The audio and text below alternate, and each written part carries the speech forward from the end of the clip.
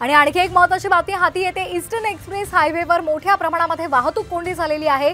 Hoarding पडल्यामुळे eastern express हायवेचा एक लेन बंद करण्यात आलेली आहे। त्यामुळे ठाण्याच्या दिशेने जाणारी वाहतूक संथ गतीने सुरू आहे। तर आपण हे दृश्य पाहतोय, ईस्टर्न एक्सप्रेस वेवर वाहतूक कोंडी झालेली आहे। होर्डिंग पडलं होतं आणि सध्या ते होर्डिंग हटवण्याचं काम सुरू आहे आणि त्याचाच परिणाम म्हणजे ईस्टर्न एक्सप्रेसचा जे होल्डिंग पडलं आणि याच होल्डिंगचा परिणाम आज दुसऱ्या दिवशी देखील वाहतुकीवर दिसून येत आहे आणि वाहतूक कोंडी मोठ्या प्रमाणामध्ये झालेले पाहायला मिळते।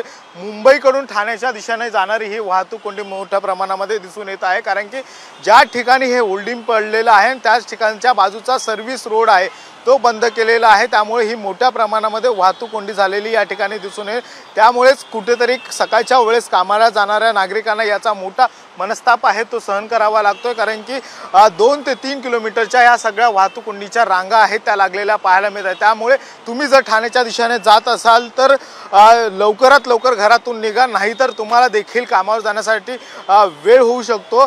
त्यामुळे ही वाहतूक कोंडी आता कधीपर्यंत निघते हे देखील पाहणं गरजेचं आहे। व्हिडिओ नितीन बोधारेसह गणेश कवडे, साम टीव्ही मराठी, मुंबई। तर होर्डिंग दुर्घटनेमुळे वाहतुकीवर परिणाम झालेला आहे। ठाण्याच्या दिशेने जाणारी वाहतूक ही संथ गतीने सुरू आहे। ईस्टर्न एक्सप्रेस वेवर वाहतूक कोंडी झाली आहे।